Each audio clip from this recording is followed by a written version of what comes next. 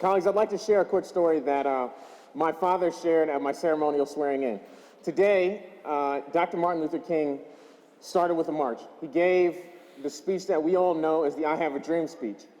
And for all of you who have been around Detroit, you know how important that speech was in DC.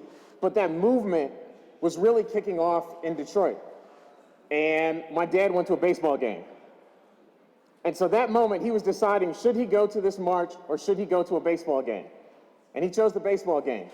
And the entire rest of his life, he'd always say to me, when things are happening, you should be there. When there's an opportunity to make a difference, you should make a difference. When there's a chance to stand, you should stand. And as a new father, I recognize particularly how when you tell your kids something and they learn a lesson, sometimes they learn that lesson too good. So when I was 10 years old, I wanted to go to the Million Man March, a march where black people, particularly black men from all across the country, descended upon DC in a similar vein to talk about the same things we're talking about today. And not just police brutality, but systemic racism, systemic inequities, to talk about what we need to do as a community. It was a magical experience. It was an experience that I can't share, that I can't tell you how amazing it was, but I can tell you what a difference it made in my life. Because while we were there, they were talking about people, and so much of the march was about the Million Man March. It was saying, were there a million people there? And I asked how he did that. My dad explained the crowd size, and so we took a photo from the Washington Monument to look down on it. We gave that photo to Mayor Archer, and Mayor Archer told me that it's rare that when you find something, you see a problem, that you want to fix it. And he said, you should think about doing this. So the reason I stand here before you is because when Dr. King came to Detroit, my dad went to a baseball game. And because he went to a baseball game, he told me not to miss my opportunity to make a difference. He told me that you couldn't stand by and let history happen because we made the difference, because you make the difference. And that's what happened in Detroit.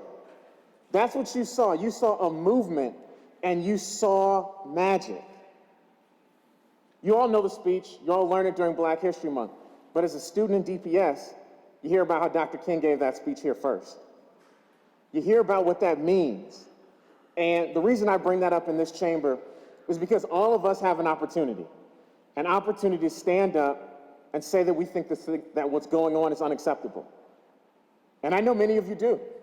I appreciate all my colleagues who are stepping up to do those kind of things because we still have so far left to go.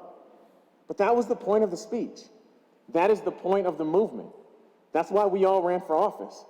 That's why we are all here today, because we know in our heart of hearts that we want to be on the field, that we want to make a difference, and that we can.